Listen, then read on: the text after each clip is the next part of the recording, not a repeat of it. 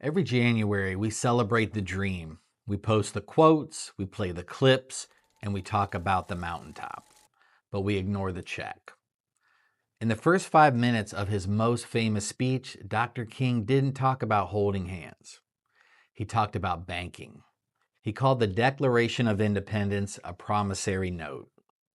It was a check signed by our founders, but it came back marked insufficient funds. He didn't want respect. He wanted the check cleared.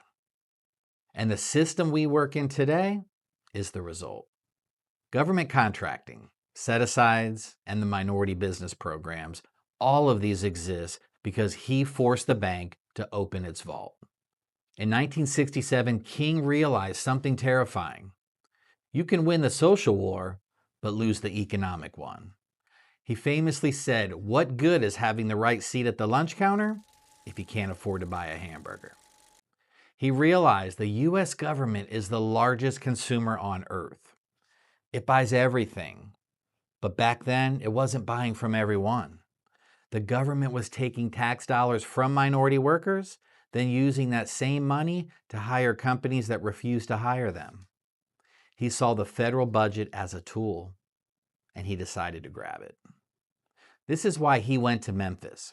History books say he went there for civil rights, but the reality is there were 1,300 sanitation workers on strike. Two men, Ethel Cole and Robert Walker, have been crushed to death in a garbage truck because safety rules were ignored. The city refused to recognize their union. King didn't fly to Memphis to give a sermon. He flew there to help them get a union contract.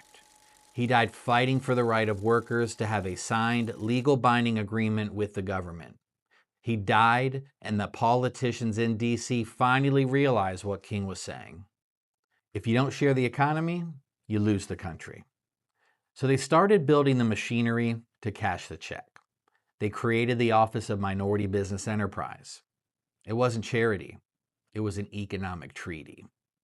But this is where history gets blurry. We usually celebrate the leader who had the vision. We tend to forget the people who actually build the stairs so we can climb. A treaty is just a piece of paper unless you have someone tough enough to enforce it. That is where Arthur Fletcher comes in. They call him the father of affirmative action, but really, he was the enforcer. Before he was a bureaucrat, Arthur Fletcher was a defensive end for the LA Rams. He knew how to hold the line, and in 1969, he picked up the baton that King left behind. He looked at the construction industry in Philadelphia. The government was spending millions building federal buildings, but the trade unions simply excluded minority workers. They said it was tradition. They said you couldn't force them. Fletcher didn't argue. He didn't ask nicely. He just looked at the money. He created something called the Philadelphia Plan. He walked into a room full of powerful contractors and union bosses. These were men who had the president's ear, and he gave them an ultimatum. He told them he didn't care about their traditions. He said if you wanted a single dollar of federal money, their workforce was going to look like the city they were building in. They threatened him. They tried to get him fired, but Fletcher stood firmly. He blocked the door to the Treasury until they agreed to play fair. He realized that the government's hunger for construction was greater than its prejudice. And he broke them.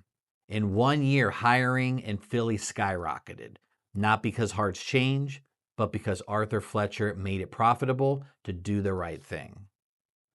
We must remember that greatness isn't about one man on a stage.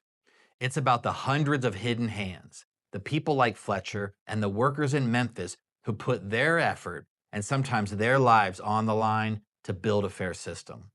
And because of them, there are laws on the books right now that mandate that the government do business with you. They must spend 23% of their budget with small businesses. This isn't a suggestion. That is an inheritance.